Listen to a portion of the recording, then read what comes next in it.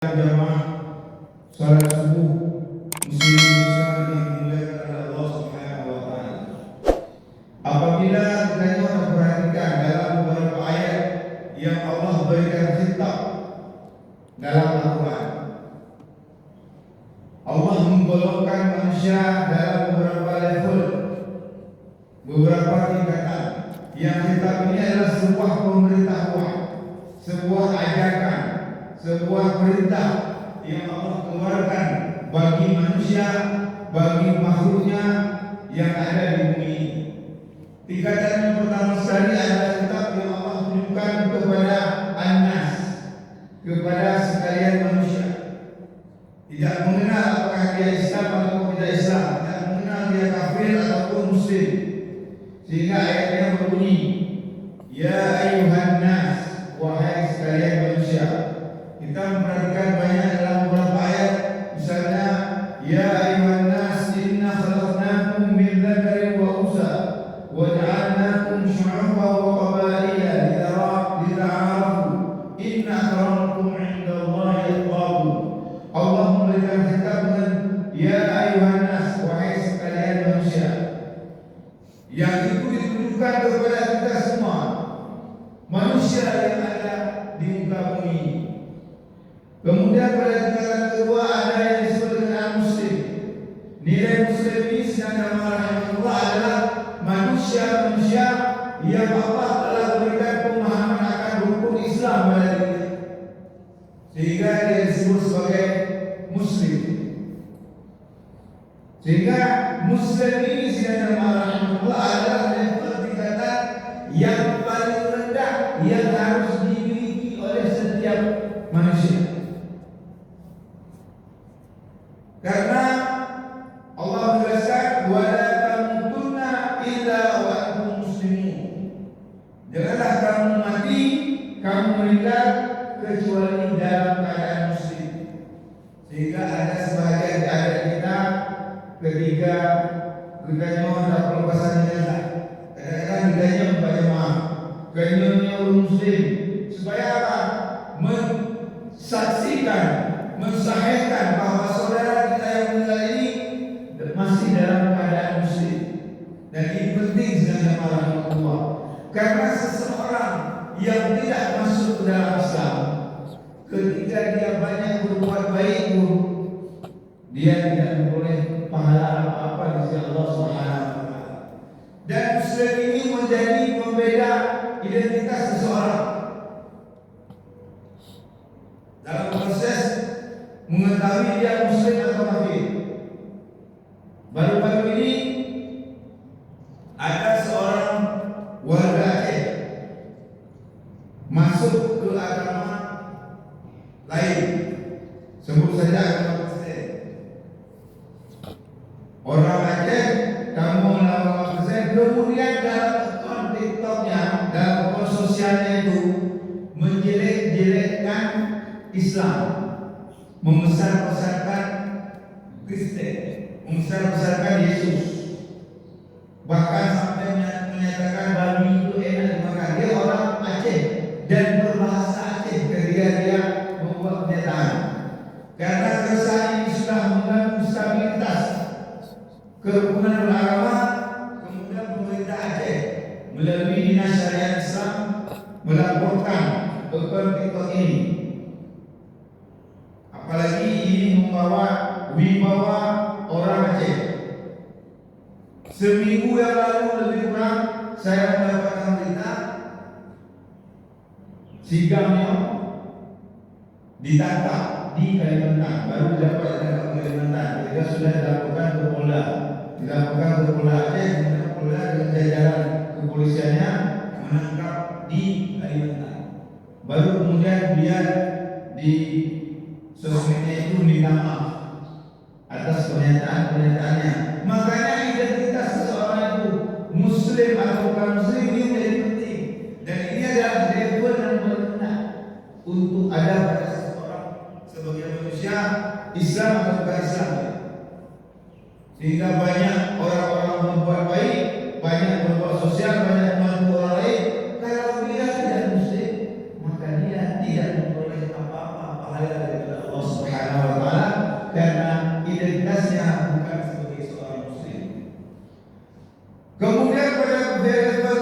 sedang jemaah yang dimuliakan Allah Subhanahu wa taala, ada yang disebut dengan orang-orang beriman. Sehingga firman Allah dalam Al-Qur'an, ya ayyuhalladzina amanu kutiba 'alaikumusiyam kama kutiba 'alal ladzina min qablikum la'allakum tattaqun. Khitab Allah tunjukkan kepada orang-orang yang beriman.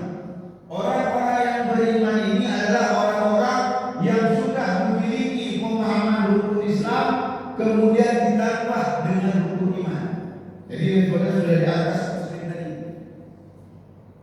Makanya tidak salah kalau kita melihat ada sebagian masyarakat kita, saudara kita, dia muslim, tapi karena pemahaman keimanannya masih lemah, mungkin dia mohon maaf berpuasa tapi tidak sholat, atau dia sehari-hari kita dapati masih tidak sholat misalnya. Kenapa? Nilai rukun imannya itu belum masuk.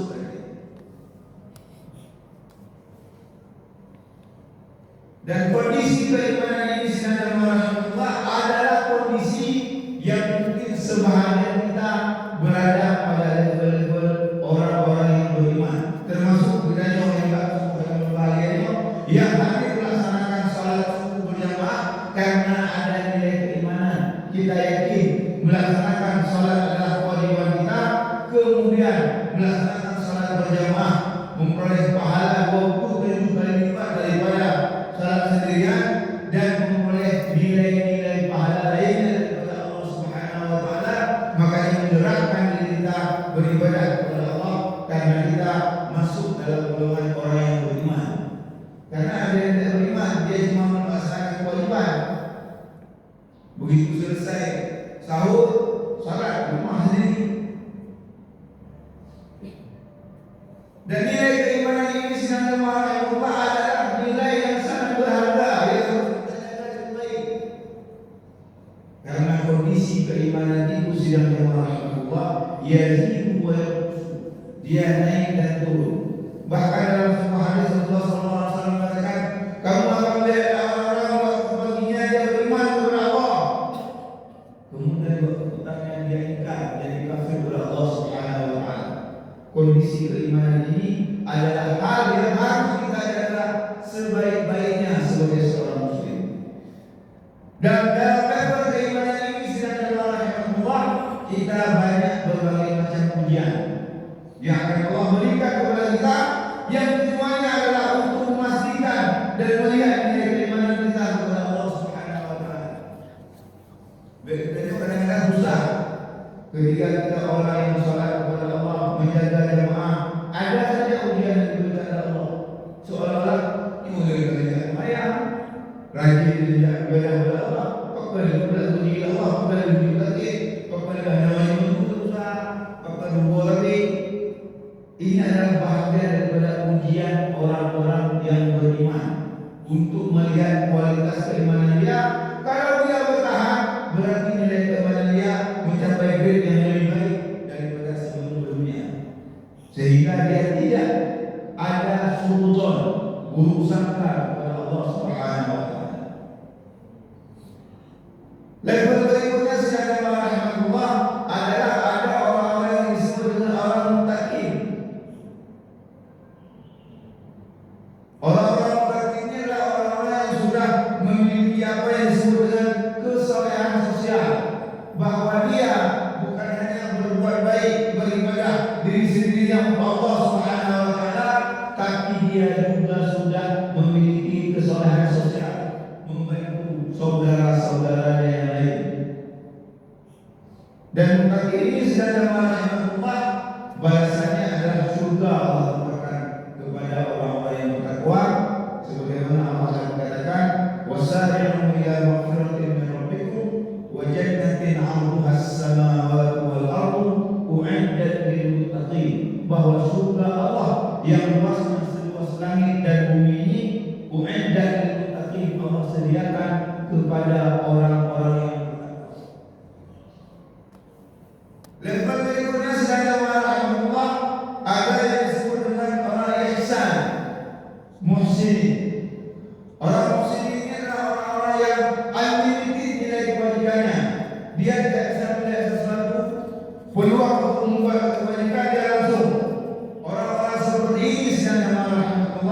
orang-orang yang sudah kuat nilai amal solehnya, yang dia itu apabila mendengar sebuah kebaikan maka dia tidak berpikir banyak, terus membuat kebaikan. Dia unlimited nilai kebaikan. Ini orang-orang sini.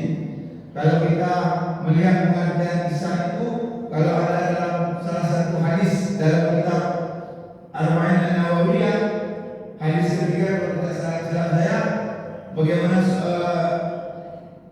malaikat Jibril datang kepada Rasulullah ketika mengajarkan tentang keimanan, keislaman, keislaman. Ihsan itu terjemahkan anta'budallaha ka'annaka tarahu wa illam tarahu fa innahu yarak.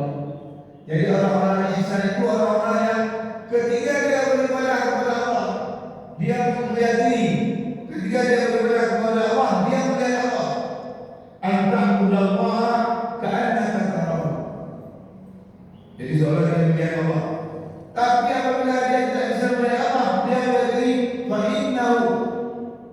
innahu yarak. Bahwa sesungguhnya Allah pasti melihat dia. Itu orang-orang yang nilai ihsannya menjadi orang-orang yang muhsin, kebaikan. Sidang jamaah muslimin muslimat yang dimuliakan oleh Allah Subhanahu wa taala. Ketika Allah mewajibkan puasa kepada kita, mewajibkan puasa kepada kita, ini adalah salah satu sistem, salah satu cara Allah untuk menaikkan grade kita sebagai orang mukmin menjadi orang yang muttaqin. Sehingga dikatakan, ya ayyuhalladzina amanu kutiba alaikumus shiyam kama kutiba alal ladzina min qablikum la'allakum tattaqun. Tujuannya adalah kita sebagai orang yang beriman dengan puasa ini secara rahmatullah dinaikkan levelnya itu menjadi orang-orang yang bertakwa. Kalau saya tidak baik, bukan salah sistemnya, tapi salah bagi diri kita. Kenapa? Karena peluang-peluang yang ada dalam bulan Ramadan ini sedang rahmatullah tidak kita manfaatkan dengan baik. Ibadah sunat yang kita kerjakan Allah berikan pahalanya sama dengan pahala ibadah wajib pada bulan yang lain.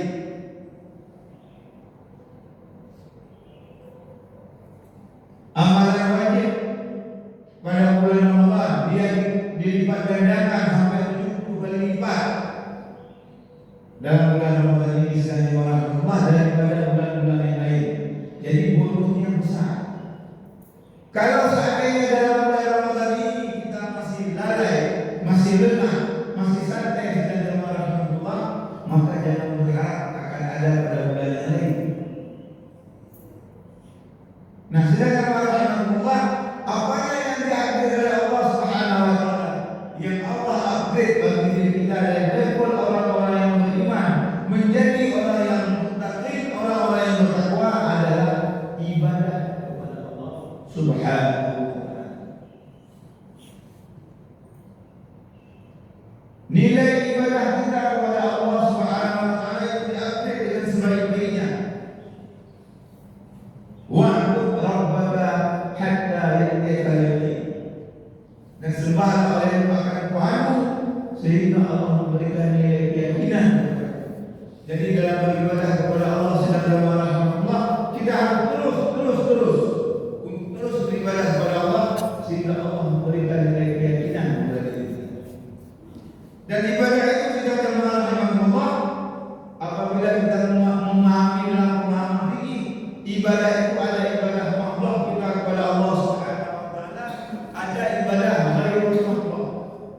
Ibadah makhluk ini adalah ibadah yang nyata sebagai ibadah kita kepada Allah. Misalnya salat kita, zakat kita, puasa kita, haji kita, bacaan Quran kita, zikir kita. Ini adalah jelas ibadah kita kepada Allah Subhanahu wa taala. Yang kedua ada ibadah ghairul makhluk. Yang itulah juga ibadah bagi diri kita. Tapi apabila dilakukan dengan benar, niat yang benar, insyaallah dia akan mengandung nilai ibadah. Begitu juga sebaliknya. Apabila niatnya salah, apalagi caranya salah, seorang orang tua, ayah keluar ke pasar, berjualan dia di pasar. Niat dia pergi ke pasar adalah untuk mencari nafkah kepada keluarganya. Ibadah kepada Allah. Tetapi ketika dia sebagai seorang pedagang masuk pasar, berjualan di pasar, kemudian dia menjual dengan menipu, mengurangi timbangan barang yang bagus, barang yang laga, gebegah laga, barang yang buruk, begah buruk, tapi barang yang laga diwaktu, barang buruk dibiu, pada yang buruk, nyo, barang nyo, mandu laga, pada yang laga itu, yang buruk dibiu. Salah caranya, tidak mengenai ibadah Allah Subhanahu wa taala.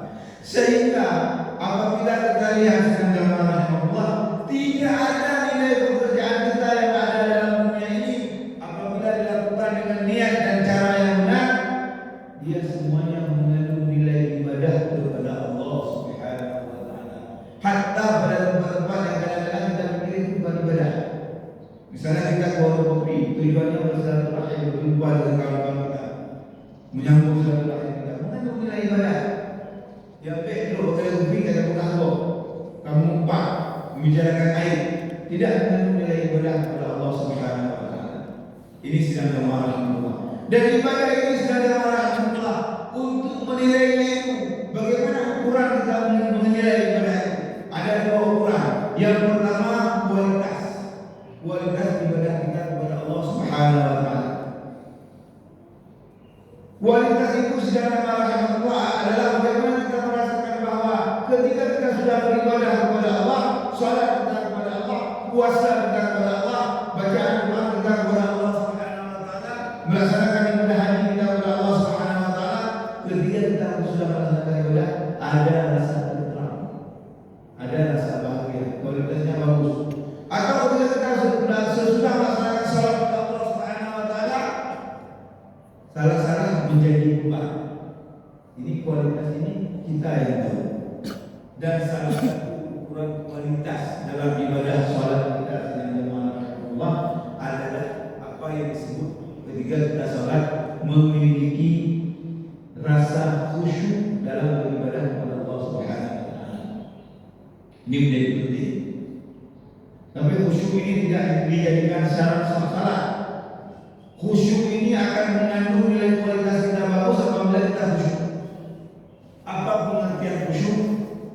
Dalam standar yang paling umum bisa disampaikan, al-khusyuk ayatul syakhsu fi qalbi ma yaqra'u bilisani. Khusyuk itu adalah bagaimana seseorang menghadirkan ayatul syakhsu fi qalbi, seseorang itu menghadirkan di dalam hatinya ma yaqra'u bilisani, apa yang dibacakan oleh lisannya, hadir dalam hatinya. Itulah khusyuk. Makanya khusyuk itu kita sendiri dirasakan bukan orang. Mau cara yang paling mudah tahu khusyuk juga. Paling mudah bagi saya misalnya begini. Ketika kita sholat berjamaah, kita dengarkan imam sholat. Ketika habis sholat, dan kemudian mereka pun surat baca, bayar baca. Anak dengar dia, gua. Itu menjadi ukuran, bisa jadi kita salat kurang khusyuk. Apalagi kalau memang ketika sholat kita telinganya kunci gada paling cok paling buruknya dia tinggal mulai. Ini cara menilai kualitas ibadah kita adalah dengan khusyuk, khususnya dalam sholat. Begitu juga dalam amal-amal yang lain ada nilai-nilai kualitas sendiri. Yang kedua, nilai kualitas adalah kuantitas jumlah yang kita laksanakan. Kuantitas itu adalah jumlah. Misalnya sedang jamaah yang kedua, kita sudah terbiasa salat duha. Kalau dalam bulan yang lain kita sudah rutin salat duha 2 rakaat. Ketika masuk bulan Ramadan, ini ingat bulan Ramadan, amal ibadah sunatnya pahalanya sama dengan wajib. Katakanlah 2 rakaat menjadi 4 rakaat, atau katakanlah 4 rakaat lagi menjadi 6 rakaat. Itu kuantitasnya, jumlahnya bertambah. Sehingga kesempatannya dalam bulan Ramadan ini sedang jemaah rahmatullah ada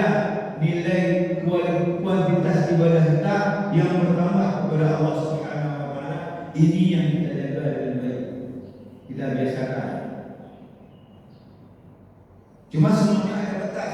Bagaimana Tuhan 20 rakaat, anak sunnah dan luar 20 rakaat, yang ada sunnahnya 8 rakaat paling maksimal. Tapi kalau bulan biasa kita cuma 2 rakaat kita laksanakan, dalam bulan Ramadan kita tambah. Kenapa?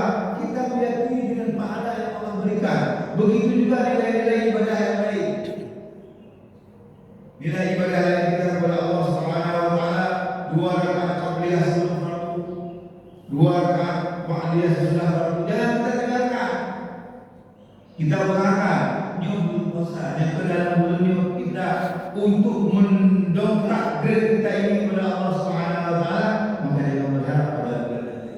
Ini adalah sedang jamaah rahimahullah upaya-upaya dan usaha-usaha kita sehingga kita menjadi hamba Allah yang Allah jadikan grade kita dari orang yang beriman menjadi orang yang bertakwa. Dan orang yang bertakwa ini sedang jamaah rahimahullah tidak lain dan tidak bukan tempatnya ketika kembali kepada Allah adalah syurga. Syurga ini adalah sesuatu yang dikatakan bahwa syurga adalah mala ainun ra'at, sesuatu yang tidak pernah kita lihat oleh mata, wala uzunun sami'at, dan tidak pernah kita dengar dengan telinga, wala khatara ala qalbil bashar, dan dia itu kenikmatan hakikat daripada syurga itu, wala khatara ala qalbil bashar, tidak pernah terlintas dalam hati. Walaupun dalam beberapa ayat Allah menjelaskan syurga itu misalnya tajri min tahtiha al-anhar, ada air yang mengalir, air sungai yang mengalir, ya adanya ugamu, rayumu, na pulang itu nai nanya mata pada dia rumah lagi syurga. Itu adalah ungkapan kita membuat masuk di surga, lega. Tapi hakikat daripada kenikmatan yang ada dalam surga itu tidak pernah kita lihat, tidak pernah kita dengar, wala khatara ala qalbil bashar, tidak pernah terlintas dalam hati manusia. Walaupun kita bisa berangan-angan, berkhayal-khayal bentuk daripada surga itu. Nah, inilah tempat bagi orang-orang yang bertakwa. Mudah-mudahan puasa kita yang kita jalankan ini menjadikan kita orang-orang yang bertakwa dan Allah tempatkan kita dalam surga Jannatul Na'im, yaitu tempat yang kita idam-idamkan. Amin amin ya rabbal alamin. Inilah yang saya sampaikan pada kesempatan yang berbahagia ini. Mohon maaf atas segala kekurangan. Kebenaran itu semata-mata dari Allah Subhanahu wa taala, sedangkan kesalahan dan kekurangan itu dari saya sebagai manusia biasa. Billahi taufiq wal hidayah. Aqulu qouli hadza wassalamu alaikum warahmatullahi wabarakatuh.